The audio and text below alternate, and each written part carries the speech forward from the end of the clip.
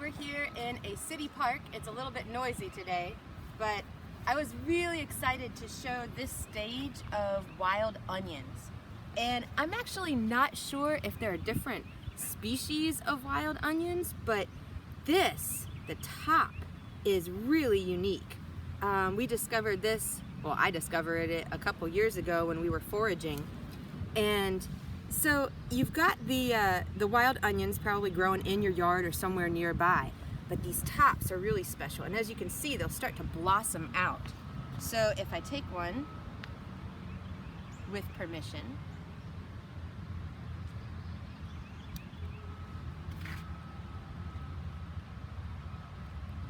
it's got almost like a sweet flavor more than an onion flavor. It's kind of an appley onion taste. And they're really good to put in a foraged salad or any dish you want to try it. Now, in addition, we also cut the greens and use them like chives to put on baked potatoes or on soups or whatever we want. But yeah, this is really quite a unique flavor.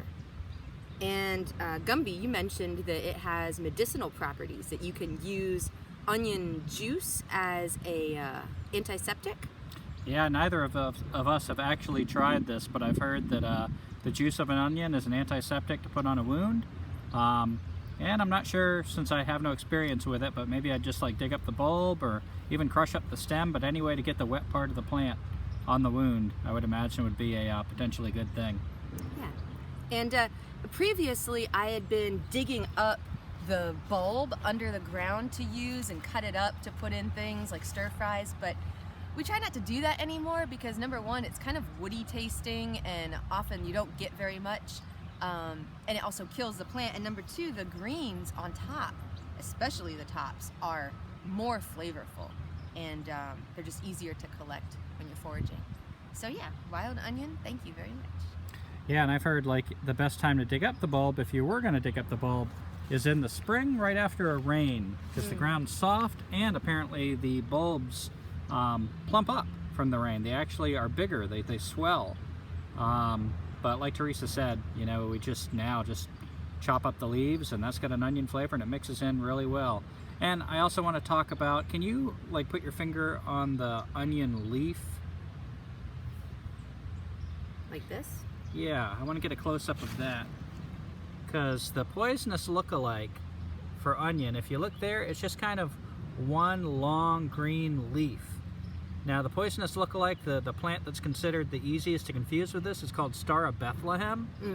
And to describe it, it looks to me like two onion leaves fused together. Yeah. Yeah, kind of like that, with like sort of a white fuse. So it's a little bit thicker.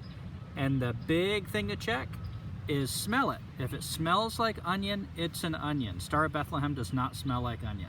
I'm putting a little bit of the juice that I took, and it definitely is an onion. Yeah. Anything else you want to add? No, I was really excited. I ran all the way back to the van to get the iPad to make this video. Yeah, and those onion tops are so good. They're Like, really I mean, I just want to emphasize that again. So thank you, Teresa, and thank you, Onion. Thank you.